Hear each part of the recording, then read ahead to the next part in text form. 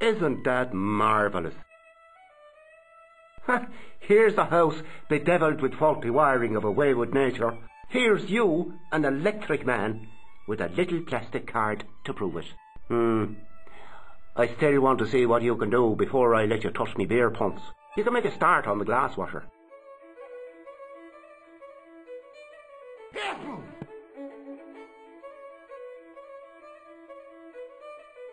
And when you finish that, will you take a look at the pumps?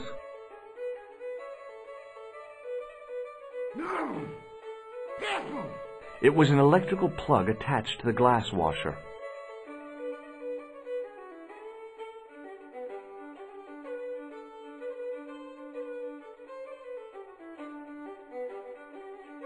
There was nothing physically wrong with the glass washer.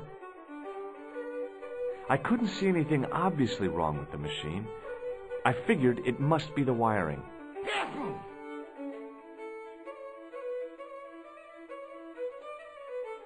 I used all my knowledge of electrical engineering to examine the plug. Seemed fine to me.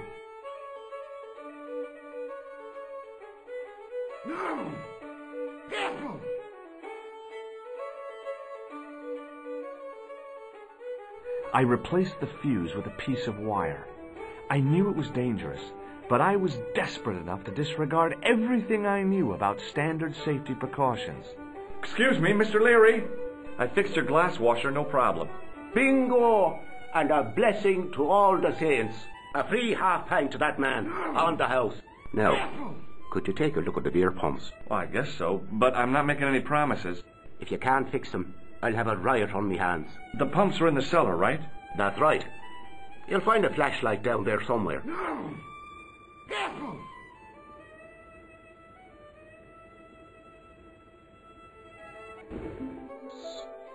What a dumb place to store a flashlight.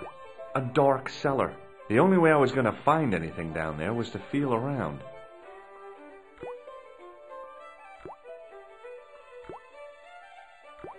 My hand closed on a long metal rod.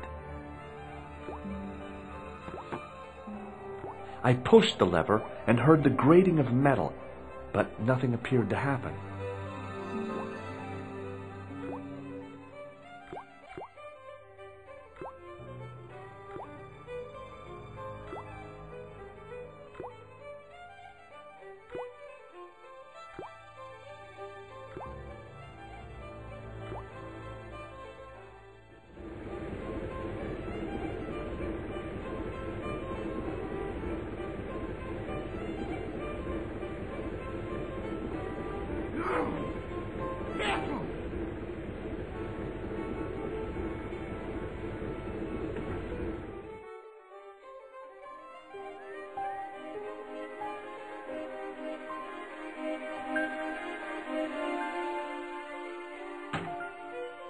I lifted the trap door, and an overpowering smell of stale beer rose from the cellar below. I looked down on a stone-tiled floor, way too far to jump.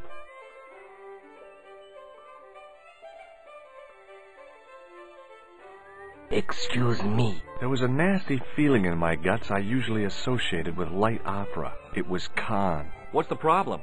Did you see what happened here a few minutes ago? What was that? A man was involved in an unfortunate accident. I didn't see anything. What about the boy? He doesn't know anything either. The kid, well, you know how it is in these rural communities. Not enough genes to go round. I prayed McGuire had the sense to keep his mouth shut. Was the guy hurt bad? He's been taken care of, but he thinks he dropped a small parcel. You didn't happen to find it, did you? If I had, I would have taken it to the police. Of course. Thank you.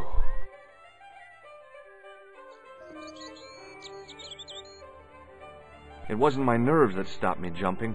It was my damned legs. They wouldn't move.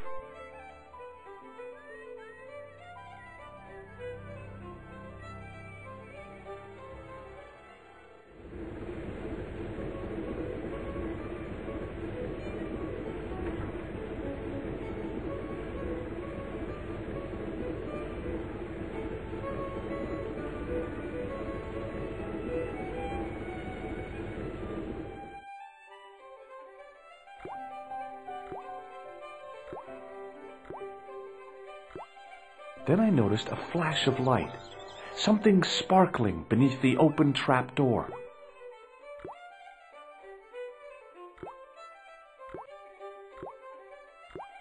It was Pegram's Gem, all right. A large, uncut blue stone. As I held it aloft, I realized the fascination it could command. I guess I was already under its spell. Did you find it? What? Whatever you was looking for. Yeah. Listen, McGuire, I want you to keep this to yourself. No problemo. Just chuck us up a crate of lager. No way, you're not old enough. We can sell it and make some cash. Forget it, kid. I couldn't betray Mr. Leary's trust. I could, for sure. That old misery guts deserves it. If you want to do me a favor, keep a lookout for that guy in the suit. Okay. But it'll cost you a packet of chips. Oh, and shout if you see that Ferrari.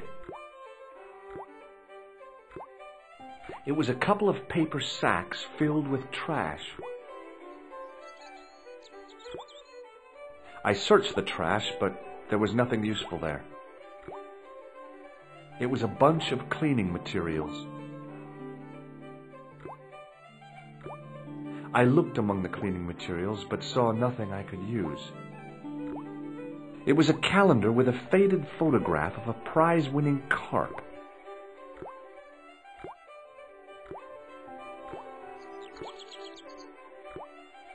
It was a rusty faucet.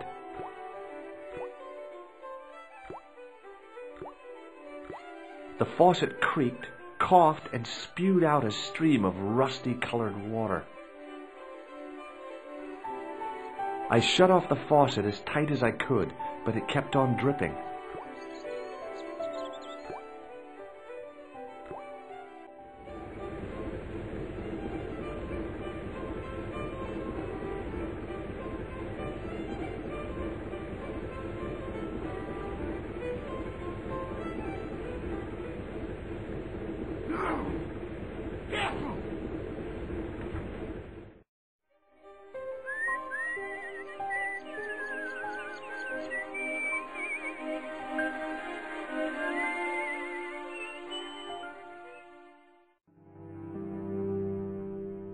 The farmer's craggy face was set in a mask of aesthetic appreciation. His feet were set in a pair of manure-caked boots. On the back of the cart was a crazily stacked tower of hay bales, leaning precariously against the castle wall. The gates were made of solid, age-blackened wood.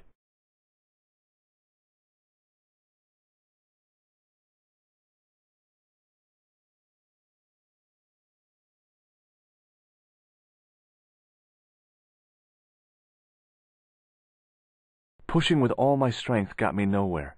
They didn't budge. I really need to start working out.